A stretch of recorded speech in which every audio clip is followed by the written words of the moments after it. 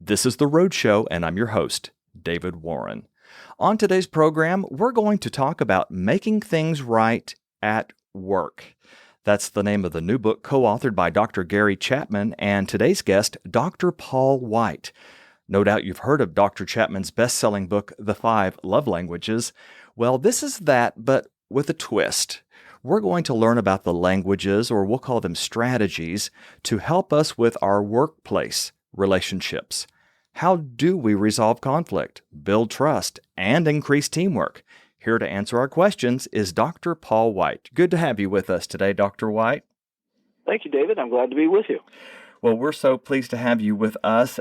You have also co-authored the bestseller, The 5 Languages of Appreciation in the Workplace with Dr. Gary Chapman. Plus, you have written the book, Rising Above a Toxic Workplace, and also have a book called The Vibrant Workplace. And I'm starting to see a pattern here, Dr. White. Yeah, well, we spend most of our time working, whether that's in the workplace or at home. And so it's an important part of our life to get correct. Well, why do you think you chose this topic specifically? Because there's a great need for it, obviously, and that's why you're on the program today to discuss it. But this has really become your life, or really ministry. Right. Well, I'm a psychologist by training, and in one part of my career, I did a lot of consulting with family-owned businesses. I grew up in the context of a family-owned business, and those are difficult workplace situations because you have the intersection between family and work, and that creates some confusion. And I seem to have some insight and background in that, and so tried to help serve families and businesses, and it's just sort of has gone from there. How long have you been a psychologist? I'm over 30 years, so I'm a boomer. I'm in my early 60s. Now, do we call them clients or do we call them patients? Whom are the people you see? Let's call them clients. All right. Sure, yeah. So do you hear a lot about conflict in the workplace from your clients? Not necessarily from my clients. When I'm consulting with family businesses, but when I'm just talking to people, they're talking about the stressors in their life and this coworker that they don't get along with, or how difficult their manager or supervisor is to work for. So it's really just sort of in general day-to-day conversations that it comes up. Well, research has shown that 79% of employees who leave a job voluntarily cite a lack of appreciation as one of the key contributing factors to their deciding to quit. So basically, they become offended and leave. In the new book that you have co-written, Making Things Right at Work, you list the 5 languages of being offended, and we were talking right before today's program, and I mentioned and you agreed that these are pretty much the 5 languages of appreciation, but in reverse. So everybody listen up as Dr. White lists these 5 and gives us great insight. Actually, David, the way this came about is in working with organizations and companies with applying the 5 languages of appreciation, which are the same in name as the 5 love languages. So you have words of affirmation, quality time, acts of service, tangible gifts, and even physical touch. But what we found is that the language in which people feel most valued and appreciated, in other words, that they receive those positive messages, also is the language that they seem to be most easily offended in. And if you think about it, it's sort of like a radio. You have radio waves and you send them and you get both positive and negative news, and same thing with TVs. Well, it's sort of like we have different kinds of wavelengths for different languages. And so, for example, a person that values words of affirmation, they're more sensitive to criticism or even constructive, input in their lives. So you don't have to say as much to get their attention to help them change. Conversely, quality time people, if they really desire time with you, or more and more for younger people, they want time with colleagues and peers. If a group from work is going out to lunch and they're not invited, then they tend to be pretty easily offended in that way. Acts of service, they sort of live by the mantra of, don't tell me you care, show me, and that words are cheap. And so they're the kind of person that if you're only using words to show appreciation, you're only saying thanks or whatever, but never help them out when there's like a time-limited project that they need to get done, they're just going to feel like you don't really care. You just sort of blowing smoke at them. Tangible gifts, it's an interesting one in that in the workplace, it's not the amount. It's not a bonus or a raise or something. It's just small things to show that you're getting to know other people. And the way tangible gift people are offended is if you give everybody the same thing.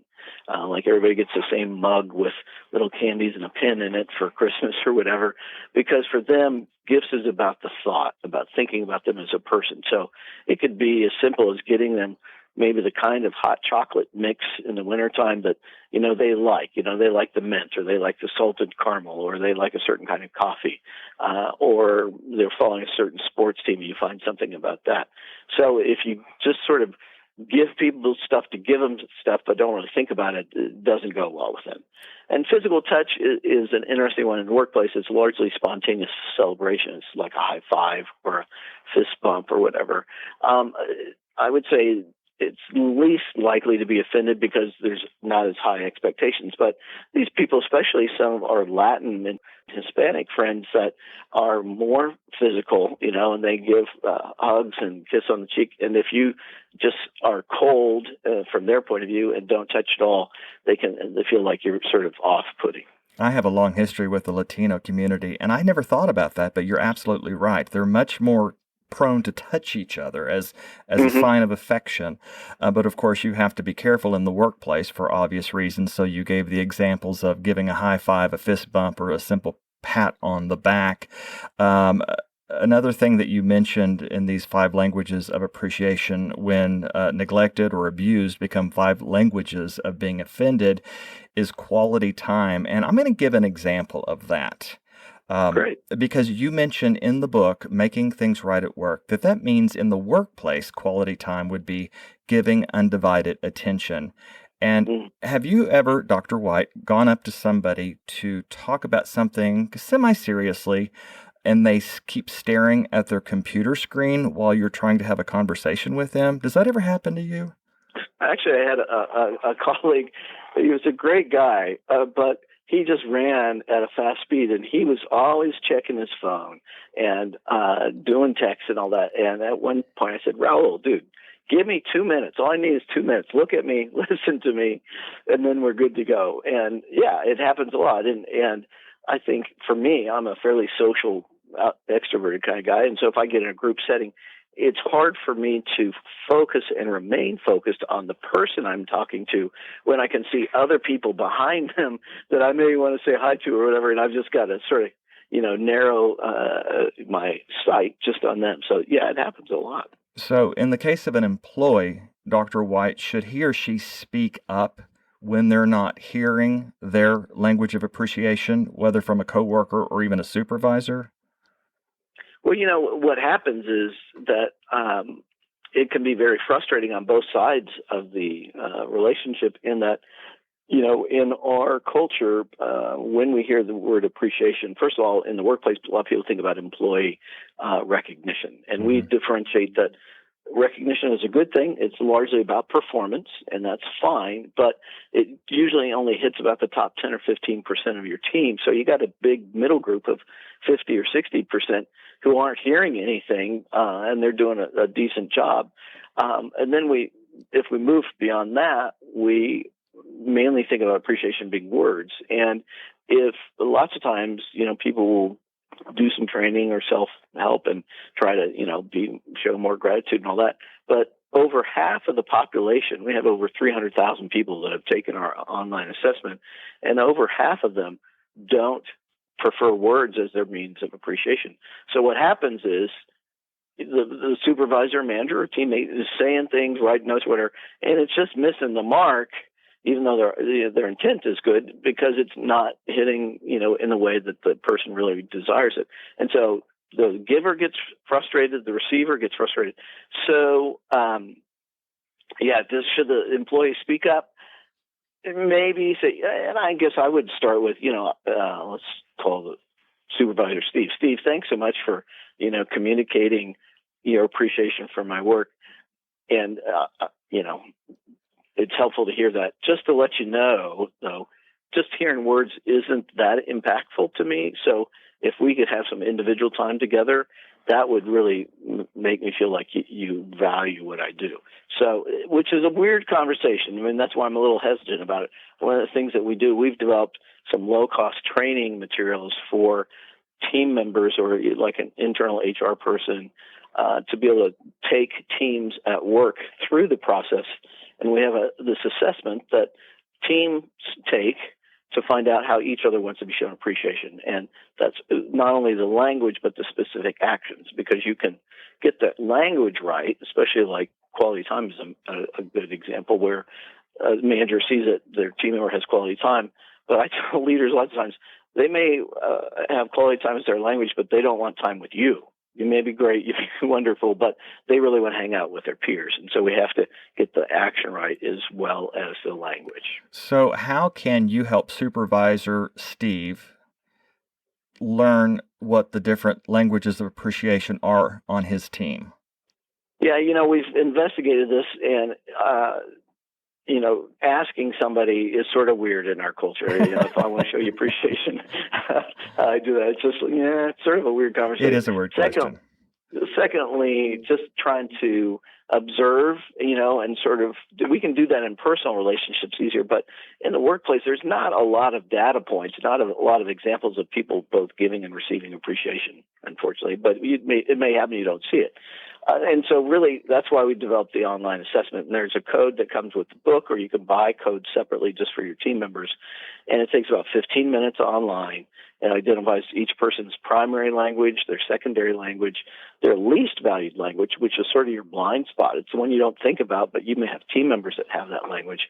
And then, like I said, the actions that are important to you within that language. So that's really the best way that we found out, and to do it together as a team. And that sort of is important, because we found that for this to work, for people to really feel valued and appreciated, it's not just the supervisor or manager communicating it, but it's the colleagues and team members, because it's too much responsibility just for the manager to do it.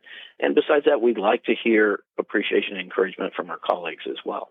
Have you found that people already know what their own languages of appreciation are? Because I would kind of have to think about it for myself, and I think I'd have, as you mentioned, my primary, secondary, tertiary, but I don't know. Yeah, some people do. Some people think they do. And then when they take the assessment, it's not. But what we found is that the actions are really helpful, because it sort of broadens the repertoire of possibilities. I mean, going back to asking the question, how should I show you appreciation? Most people are saying, I don't know, tell me thanks. And that's about all you're going to get, because people don't think and haven't been really educated about the other ways. And so it is important, and it's not, your language of appreciation is not necessarily your same as your love language in personal relationships. We did a little bit of research. Interesting. 2/3 of the time, your primary love language is one of your top 2 languages of appreciation. So, and it's still 2/3, so it doesn't hit it all the time, because context and the type of relationship matters. So what you're saying, if I understand correctly, is what I'm wanting to receive from my spouse isn't the same thing that I'm wanting to receive from my boss or coworkers to feel better about myself and my performance. Yeah, often that's the case. Wow, that's so interesting. Well, since you are not my employee, I'll ask you that strange question. What's your main language of appreciation? It's words of affirmation. I'm encouraged when I hear positive things about what I've done and done well. And then I would say probably acts of service has cropped up in the second place, just good. When I got plenty to do, and if somebody helps me out, that helps reduce the stress in my life, and I really value that. Well, Dr. Paul White, I affirm you today as a wonderful guest already on this program. Okay. I'm David Warren, your host, and when we come back, we're going to address our work leaders listening today, what they can do to reduce the amount of conflict at work, preferably before it starts. We'll both be back after this. I'm David Warren, here with some exciting news for Oasis listeners. We have a new mobile device app. It's free, easy to download, and lets you enjoy our refreshing music and talk everywhere you go. If you have an Android cell phone, go to the Google Play Store. And if you have an iPhone or iPad, visit the Apple Store and search for Oasis Radio Network. Be an Oasis ambassador and share this news with family and friends around the world. There's food for the hungry, joy for the sad. I found an oasis of love. Oasis Network. On today's Road Show, I'm David Warren, your host, and Dr. Paul White is with us. We'll talk about some of his other co-authors here in just a bit, but he has co-authored a new book to increase teamwork, resolve conflict, and build trust in the workplace, and it's called Making Things Right at Work. And you mentioned, Dr. White, that there is a code in the book that if people pick this up, they can do what? Remind us. Yeah, and actually that's in the 5 languages of appreciation in the workplace. I want to make that clear. So Okay. for that book, there's a code for taking the online assessment about your language of appreciation. In this book at the back, there's a nice little cheat sheet that Dr. Thomas, our co-author, put together on sort of quick ways to deal with apologizing. We're going to talk about that. Got a lot of value. Okay, so we've come through a couple of very interesting years with the COVID-19 pandemic. How, in your opinion, has this new era changed the dynamics of workplace relationships? Well, in a couple of different ways and important ways. One is that it's decreased the communication, right? Because if we're not working in the same site, we don't see people as often, and we're less likely to just sort of stop by and check in and talk to them.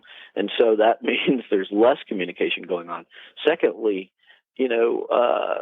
nonverbal communication is really important. In fact, research is showing through neuroscience research that it's more important because it happens very quickly. It's sort of like going into a room, walking into a room where some people, you can read the room real quickly on what's going on. Is this comfortable? Is this tense or not? Nobody said anything. It's just the way it is. And we lose a lot of that, clearly, on email, phones, and even Zoom, because you don't see whether a person's tapping their foot or sort of rubbing their hands or nervously or whatever. So it's decreased the quality of communication as well. So what happens is miscommunication happens even more, or probably a lack of communication happens Interesting. A lot. A lot of times I will ask one of my coworkers to read an email that I've written before I send it to see if he thinks it has a tone to it before I push send, because in my mind it doesn't, but Right. it might to the recipient. Right, exactly. And that's part of that nonverbal meaning, not the word part, but the tone and the speed and the intensity and the volume all communicate something, and they communicate different things in different cultures as well. All right, so be careful with the nonverbal communication is the lesson learned there. Well, before the break, I mentioned that we'd be giving some strategies to our work leaders listening to avoid unnecessary conflict in their places of work. And there's nothing worse than working in a conflict-filled work environment. So you say that it all starts with effective communication. And one of the chapter titles in the book, Making Things Right at Work, is The High Cost of Indirect Communication. What does that look like, Dr. White? Yeah, we did research on toxic workplaces and wrote a book on that. And one of the hallmark characteristics of a really unhealthy workplace is a lot of indirect communication. And indirect communication can either be you say something that you're inferring the meaning and you're hoping to catch the meaning, but you don't really say it up front. That's one type. Another type is to talk through somebody else. In other words, you say, hey, Brian, go tell Stephanie that our report is not going to be there on time. And so you're telling somebody else to send the message, and that's where you get, shoot the messenger kind of stuff. She reacts and gets angry at him, even though it may not be his issue. And then the other problem that happens with that is then she says, well, why not? What happened? And he or may not know. And so then you have this lack of information, lack of communication. So lots of people do that to sort of avoid getting a negative response. Sometimes also in the workplace, we want to ask a request, and we know that this person, maybe our direct department supervisor, isn't too keen on it, but if we go to their manager, they'll say yes. And so we go around people. And all of this sort of just creates all kinds of problems for miscommunication, misunderstanding, and just a quagmire that we don't need to do. Scripture talks about speaking the truth in love. And I'm from the Midwest. I've lived in the South and the West and upper Midwest. And sometimes I say, people in the upper Midwest, they know how to speak the truth, but they sort of beat you up with it. I mean, it's like, if you can't deal with it, but in the South, they speak in love, but they don't always tell you directly. And really, we need to do both. We need to give the information, but in a kind way. That's what it means to speak the truth in love. It's a combination of the two. I believe so. Yeah, okay. Absolutely. So, Dr. White, I'm going to have you put on your psychologist's hat for just a moment. If we know that it's harmful to have indirect communication in the workplace, why do we use it? Well, we use it because we think it's going to be an easier way to get what we want, or like I said, we want to avoid sort of a negative reaction. And interestingly, I just finished a presentation to a group of business leaders, and we were talking about conflict. And that research actually shows that conflict dealt with in a healthy way helps make an organization better, because conflict largely and often not only miscommunication, but it can come from different perspectives on a situation. And you need those different perspectives to be able to understand how different clients or customers are going to receive the message. It helps you build a stronger team and process than if everybody just thinks the same and does everything the same way. So we have a cultural problem of trying to avoid conflict, when in actuality the best thing to do, and I say, conflict is going to happen because we have different perspectives. We also make mistakes.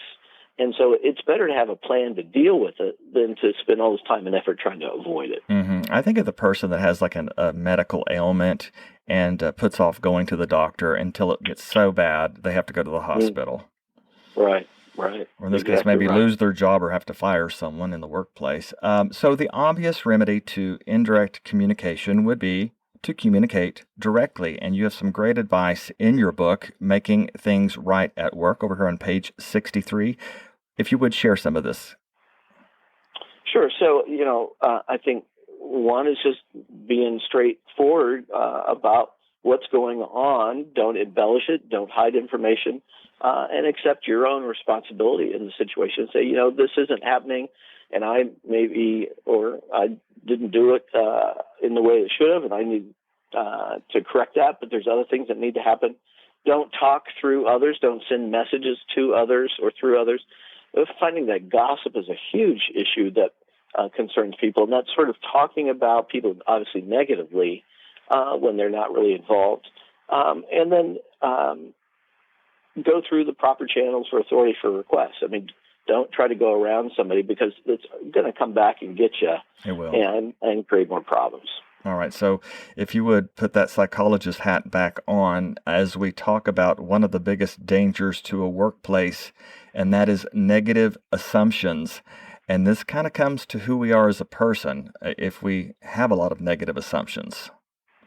Yeah. It is interesting that a common response that we have when something goes wrong or somebody does something we don't like, either as a person or as a group, we can assume why they did that and often attribute negative or malintent.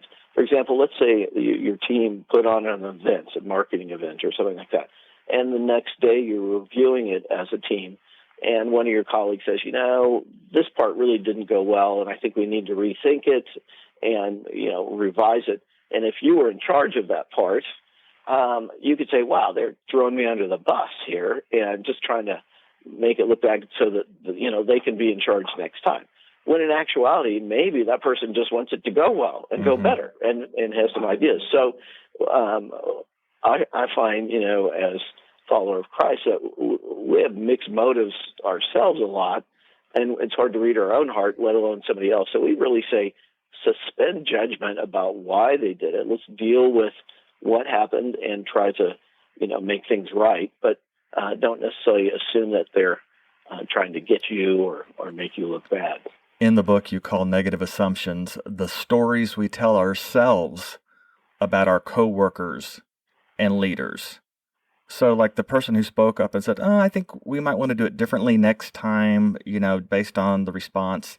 Instead of hearing that as an attack, we have to retrain ourselves. Is that where therapy comes in, or how do we retrain ourselves to not see the negative side or catastrophize the intentions of our coworkers and supervisors? Yeah, there's some really great books out there that are helpful. One is The Lies We Believe, and some others about just telling yourself the truth. And because we do distort things. Sometimes it's not that it's an out-and-out lie, but like you said, we catastrophize. It's like, okay, it could have gone better. Does that mean it was a failure? Because sometimes we say, oh, well, I just totally failed. It was just total mess up. Not true. Maybe something that could have been better. Or that, I always do this. Well, we usually don't always do something. It's like, maybe I need to work on this so I do this less.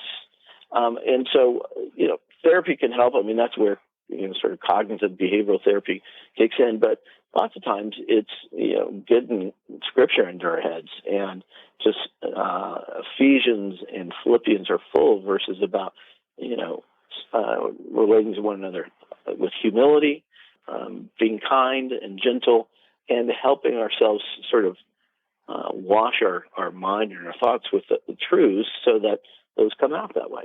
And going into your workday with at least the intent of believing the best of others. Right. And sometimes it's hard because sometimes we work with people that have, their mouths or they're selfish. And so, we're also called to serve, and to sacrifice. And so it's not all about us, and trust that God's in control. And before we came on, I was listening to a song that a friend from a small group sent just about just being thankful for all God's done for us. And so more and more we understand that just approaching life and daily work life with gratitude. I mean, there are a lot of things that we can not like about work, but there are also a lot of things when we stop and think about it that, for me, in my youth, I worked outside a lot, and I'm just thankful I don't have to work outside in the cold or in the extreme heat. Mm-hmm. And that I live in a place where I don't have an hour commute. I got about a 15-minute commute, and we just got to sort of stop and reflect and think about the good things in our life, and it makes the not-so-good things less important. I think as Christians in the secular workplace, or really any workplace, even if you worked at a church, it is our responsibility to come with our tanks full. Would you not agree? Yeah, I think we need to quit looking to circumstances and to other people to fill our tanks. I mean, we need one another. There's no doubt about that. And we need both family and members of the body of Christ, but we need to get our love and acceptance from God first, from our Father, and then not worry about what other people think so much because we already know we're loved. All right. Well, I want to be somebody who helps my coworkers, not the person who always needs the help, so to speak. We're talking about the new book, Making Things Right at Work, co-authored by today's very special guest, Dr. Paul White, along with Dr. Gary Chapman and somebody else whom we'll mention here in just a moment. But how can we get your book, Dr. White? Well, any place people buy books, Amazon or Barnes & Noble. We also have a website. It's called appreciationatwork.com, and it's a word at, but appreciationatwork.com has this book as well as our other books and training materials and online assessments. So that's sort of the hub. Excellent. Appreciationatwork.com. And Dr. White just pointed out at is AT in this case, not the little sign there. Okay, we're going to take another break, but when we come back, we're going to talk about making things right at work when we've messed up. Back after this. The Road Show is a listener favorite, which airs each weekday here on the Oasis Radio Network starting at 1 p.m. Eastern, 12 noon Central. The Roadshow also has a great section on our website, oasisnetwork.org. There you'll find audio archives of select past interviews, plus guest lineup, and contact information and links to our Roadshow sponsors and its hosts. So join us for the Roadshow, whether on your radio or on your computer at oasisnetwork.org. Here's a little bit about today's guest, Paul White, Ph.D. He is a psychologist, an author, and speaker who makes work relationships work. He has consulted with a wide variety of organizations, including Microsoft, the U.S. Air Force, the $1 Million Roundtable, and Princeton University. He and Gary Chapman co-authored the 5 Languages of Appreciation in the Workplace. I'm David Warren, and I want to also mention that there is a third co-author of this new book, Making Things Right at Work, and Dr. Jennifer Thomas is her name. Tell us about this collaborative work between 3 authors. I'm used to seeing 2 co-authors, but not 3. So what was this process like, Dr. White? Well, hey, we wanted to make a challenge and figure out if we can see if we could make it happen. Dr. Thomas, she's a delightful gal in North Carolina that she's also a psychologist, and she and Dr. Chapman have worked together previously and co-authored the 5 Languages of Apology. And so you'll note that that's in this book to a degree, not to the fullness that their whole book is. But so with her expertise, obviously Dr. Chapman's just overall relational expertise, and then mine in dealing with workplace relationships, we were asked to work together on this and put together. So that's how that came about. Well, that's a good segue, bringing up apologies and how to give them, as we are now going to talk about how to make things right at work when we have messed up, and everyone listening today has messed up at work. First of all, why are apologies important specifically in a work environment, Dr. White? Well, apologies are important in any relationship because they're a tool for mending situations that have been damaged or when there have been wounds that have occurred in a person or in a relationship. And,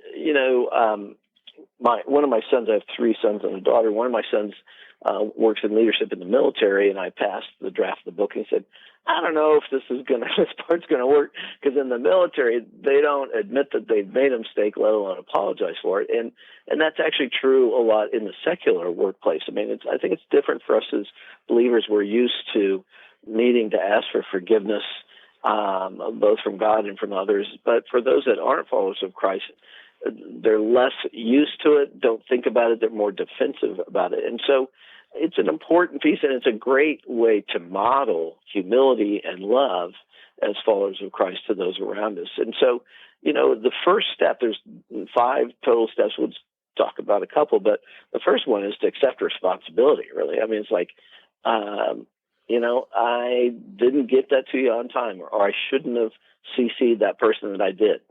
And the other part about that is then to, sort of express regret about it, that, I'm sorry. And it may not be you're sorry about the action, because sometimes the action isn't wrong, just like we talked about when people are offended, but we can express regret about the result. It's exactly. And I am sorry that we left you out and you feel sort of, not part of the group. That was not the intent at all. The luncheon was a work luncheon about this team, and you're not part of the team, and I understand how you feel. I'm sorry about that.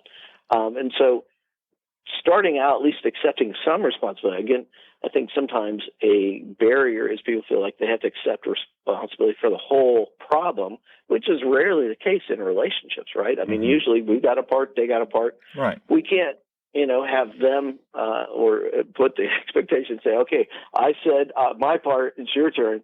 That may or may not happen, but we need to start with ourselves for sure. Well, you mentioned that, we as Christians are more trained to, because we want to walk in love, be the apologizers. But let me just interject this. I have worked where I work now at Oasis Radio Network for over 35 years, and we have a good team here. I love all my coworkers, but I could go down the list of each name and say apologizer, non-apologizer, apologizer, non-apologizer. And I'm an apologizer because I don't know, it just eats at me, and I feel like I need to go make it right.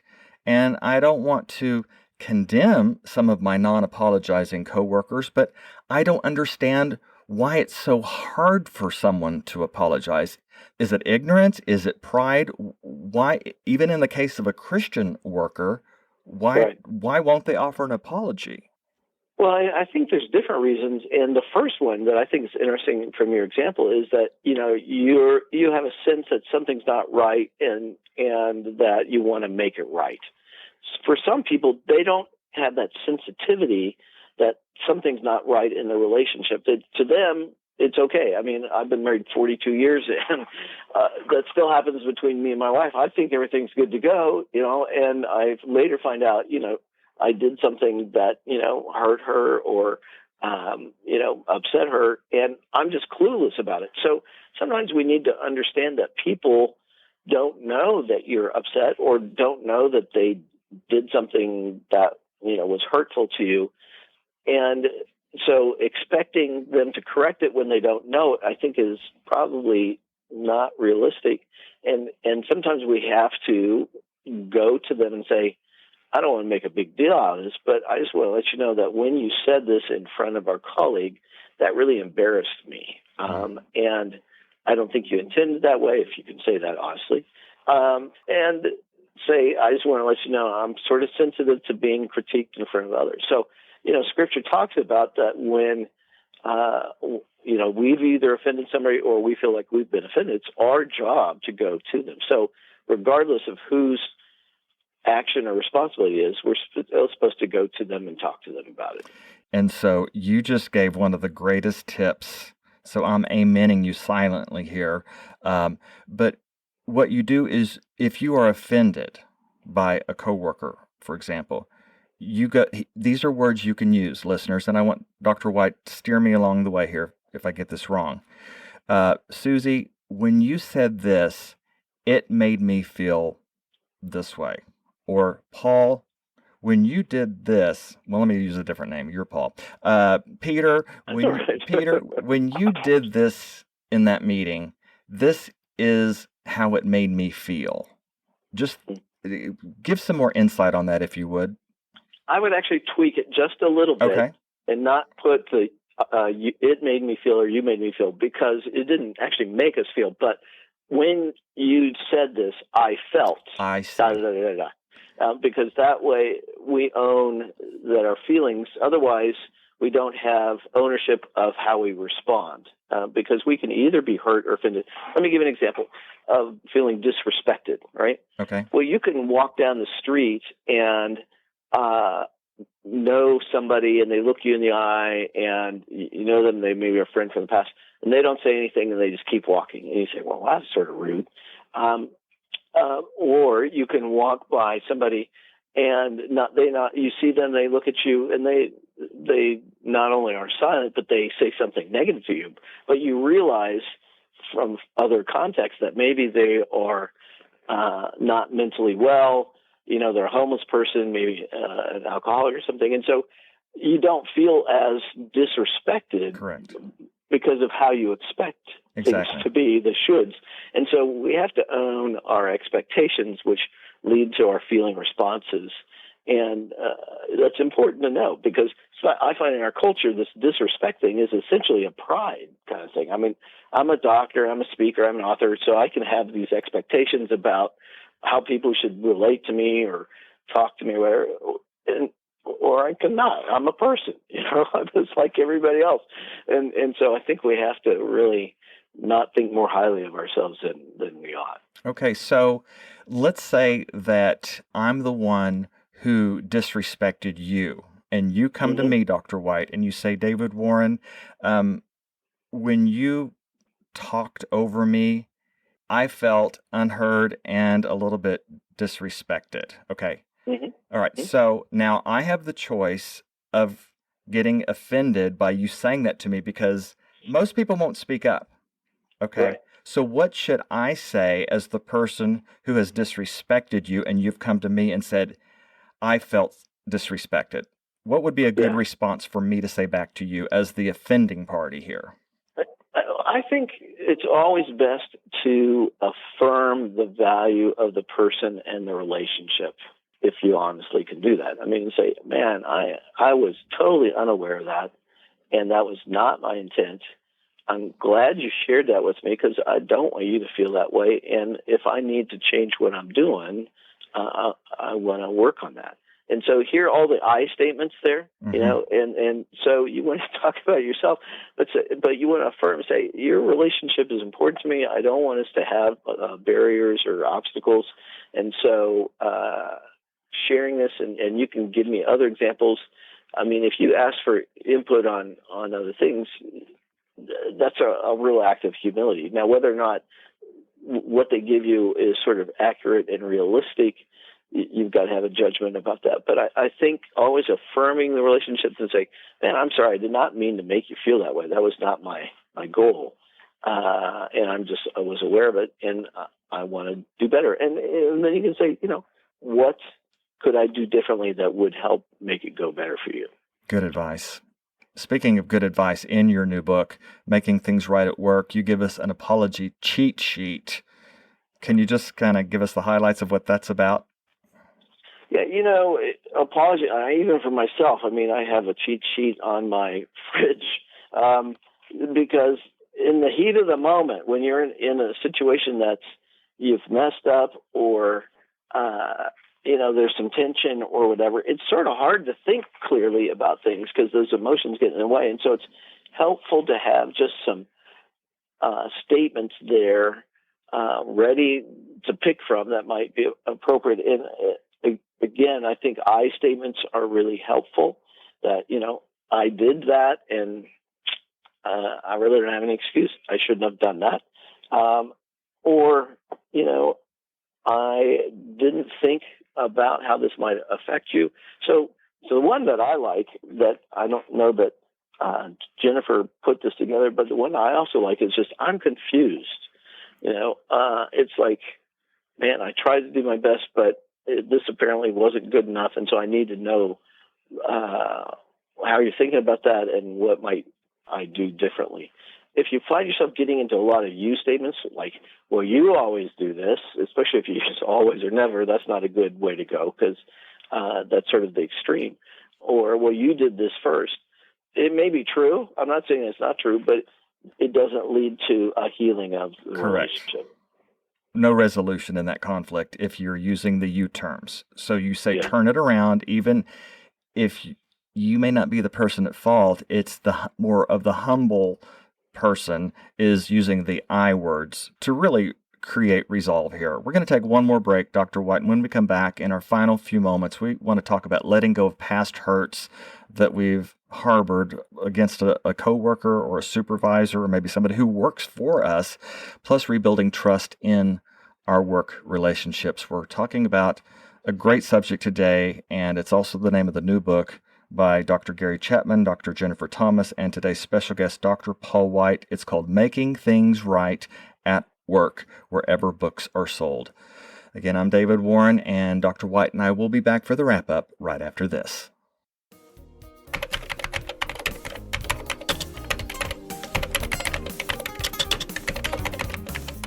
I'm David Warren, Program Director at Oasis Radio Network and one of the hosts of this podcast.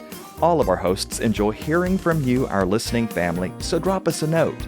Our email address is roadshow@oasisnetwork.org. Be sure to subscribe to the podcast and you'll receive new episodes on your mobile devices. And now, back to the show. We've been talking about making things right at work today. That is the name of the new book by today's guest, Dr. Paul White, co-authored with Dr. Gary Chapman and Dr. Jennifer Thomas. And the goal of this book and today's Roadshow program is to increase teamwork, resolve conflict, and build trust, or maybe rebuild trust. And that's something that we're going to talk about in our final moments here. But first of all, in Section 5, you address letting go of past hurts. And I just want to ask quickly here, David Warren, the interviewer, when do you let something go and when do you not let it go? And go approach your coworker or supervisor to resolve the conflict? That's a great question. And David, the answer is it requires wisdom and discernment. And so lots of times we need input from those that we trust their judgment and perspective that lots of times it's hard for us to think through that clearly ourselves. And let me just say a word about letting go. We wrote this book intentionally not from an overtly Christian perspective. Obviously, we would hope to have a biblical worldview, but the Christian word is forgiveness. Forgiving people. But we chose not to use that word because it's sort of a trigger word for a lot of people. If you grew up Catholic, forgiveness maybe was just going to confession and then you go on. Or for others, it's like asking Jesus to forgive your sins, and somebody that's not a follower of Christ, they don't get that. And so we wanted to focus on, we felt like letting go is sort of the best secular equivalent.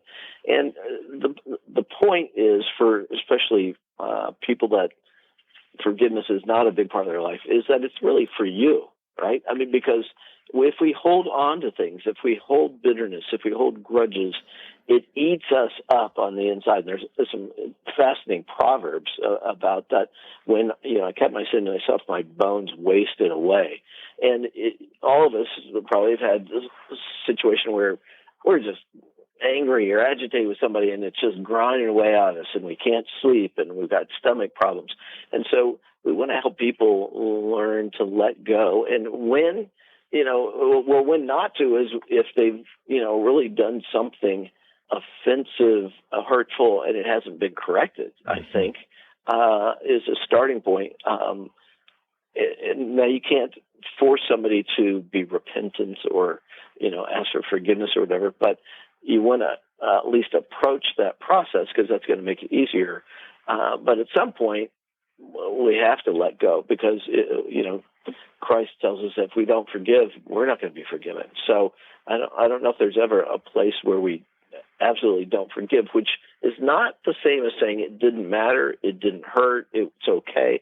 Those are not the right messages. And actually, Lewis Smedes has a great book on forgiveness, actually a couple of them, that helps clarify, because it's hard for us, especially, and forgiveness and trust are two different things. We can forgive somebody that stole from us, but that doesn't mean we're going to give them access to our checking account, right? Because we have to draw a line there. And so forgiveness is about not holding it against them for future decisions, but also having wisdom for what we're willing to trust them. Dr. White, the final chapter of your new book is titled How to Rebuild Trust. As a trained psychologist, what advice do you have for our listeners regarding rebuilding trust, whether you're the offending worker or the worker who's been offended? It starts at a very simple level, and that is we need to change how we think and speak about trust. We don't either trust somebody or not trust them at all. It's not an all or nothing kind of thing. It's a continuum. And more specifically, it's specific situations that we trust. So, David, let's say you flew here to where I live and I pick you up. I think it's reasonable for you to trust me to drive you to, my house or your hotel or whatever.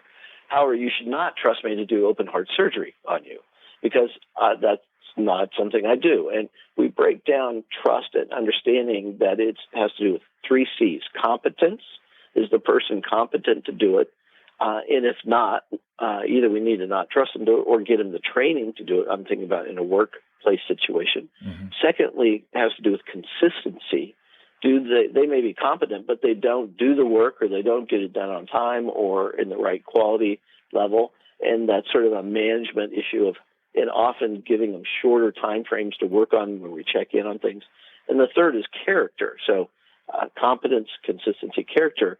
And character in the sense of having integrity, but also that we have a sense that they're not only looking out for themselves, but they're looking out for my needs or the client needs as well. And that's why we have problems with, stereotypically used car salesmen. We think they just want to make a sale to make money. They don't care what they sell us. That's whether or not that's true, it's immaterial. We sort of perceive that. And so that's why in work you have to build a sense that you're interested in their needs as well as their own. And so it's a great sort of problem-solving model versus if somebody says, well, I don't trust Stephanie. Well, what do you do with that? They're just stuck there. But if you understand that it's for a specific situation and these 3 components, then you can develop sort of a problem-solving model of how to build the trust. And the same goes when you feel like people don't trust you. You can have a discussion and say, I notice that you haven't been willing to sort of give me these projects to manage on my own, and I'm wondering if there's a sense you don't think I can do it, or that I've not demonstrated, being consistent in my work, or you think I'm just not looking out for the interests of the client or the business. And then you can develop a plan to correct that. Well, before we go, Dr. White, first of all, I want to thank you for this amazing hour together. Sure, thank you. I used to say awesome back in the 80s, but the new word is amazing. So you're Okay. both. You're both. There are two words of affirmation right there for you. Tell us about your website, appreciationatwork.com, and at is AT, appreciationatwork.com. And I want all of our HR department workers to listen very closely to what you are going to share, Dr. White. Yeah, so on our website, we have actually separated into issues around assessments, sort of the assessments both about your appreciation languages and team members, and also even toxic sort of characteristics of workplace. The books that we actually have 5 different books that we've worked on related to workplace relationships, and then training materials. And I grew up professionally in the not-for-profit and social service world and don't have a lot of money for training, so I wanted to create low-cost training materials for people to use. And so we have some training kits with videos and handouts and a facilitator's guide that people can take and use with their teams and run it through their businesses. So, and obviously, if there's questions, there's an email there that people can email us, and we'd be glad to help them out. Okay. Well, the name of the book we have discussed today, Making Things Right at Work, Increasing Teamwork, Resolving Conflict, and Building Trust, by Dr. Gary Chapman, Dr. Jennifer Thomas, and today's special guest, Dr. Paul White, whom I thank once again for this awesome, amazing hour. Come back and be with us, Dr. White. You bet. I enjoyed it, David. Thank you. Thank you. For Dr. Paul White, I'm David Warren, and it's been another great Roadshow. You've been listening to The Roadshow. If you'd like to write to us, here's our address. The Roadshow, P.O. Box 1924, Tulsa, Oklahoma, 74101. Our email address is roadshow@oasisnetwork.org. The views of today's guest aren't necessarily those of this station, but we do appreciate and thank our guest for spending this time with us. The Roadshow, an Oasis Network presentation.